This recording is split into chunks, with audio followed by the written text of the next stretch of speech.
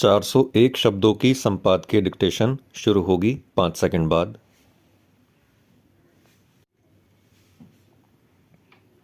यह अच्छा हुआ कि सुप्रीम कोर्ट ने ईवीएम के स्थान पर मतपत्र से चुनाव कराने की मांग वाली याचिका को खारिज करते हुए याचिकाकर्ता को फटकार भी लगाई।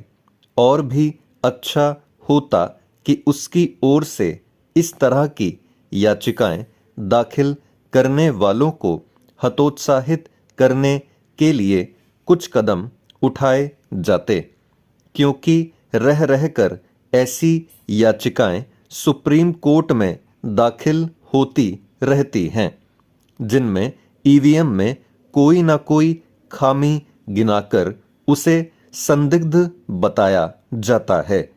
यह सिलसिला थमना चाहिए, क्योंकि कुछ दलों, नेताओं और कथित लोकतंत्र हितैषियों ने ईवीएम को बदनाम करने को अपना पेशा बना लिया है।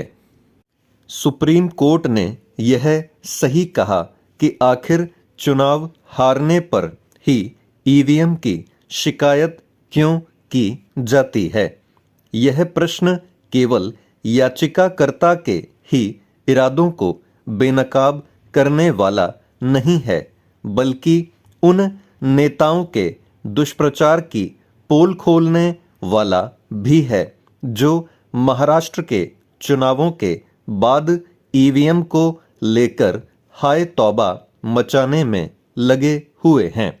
यह आश्चर्यजनक है कि जो महाराष्ट्र के चुनाव नतीजों के आधार पर ईवीएम को दोष दे रहे हैं, वही झारखंड के परिणामों पर मौन साधे हुए हैं। क्या वे यह कहना चाहते हैं कि महाराष्ट्र में ईवीएम ने सही तरह काम नहीं किया, लेकिन झारखंड में किया? वे महाराष्ट्र में मत पत्रों के जरिए चुनाव की मांग तो कर रहे हैं, लेकिन यह कहने से बच रहे हैं कि ऐसा ही झारखंड में किया जाना चाहिए।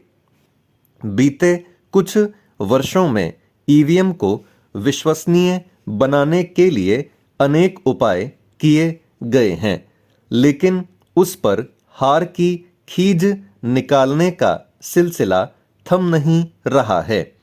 पहले यह व्यवस्था की गई कि मतदाता को यह दिखे कि उसका वोट उसी प्रत्याशी को ही गया जिसको उसने दिया है।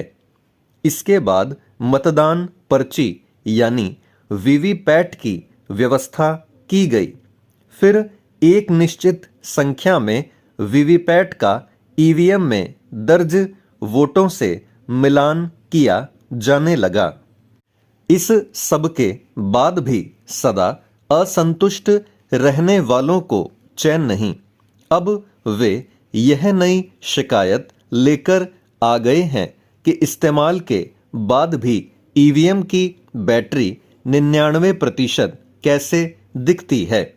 चुनाव आयोग ने इसका जवाब दे दिया है, लेकिन दुष्प्रचार करने वालों की सेहत पर कोई असर नहीं। इनमें से अनेक वे हैं जो ईवीएम के स्थान पर मत पत्र को बेहतर बताने में लगे हुए हैं। ऐसे लोग लोकतंत्र के शुभचिंतक नहीं हो सकते, क्योंकि सब जानते हैं कि जब मतपत्र से चुनाव होते थे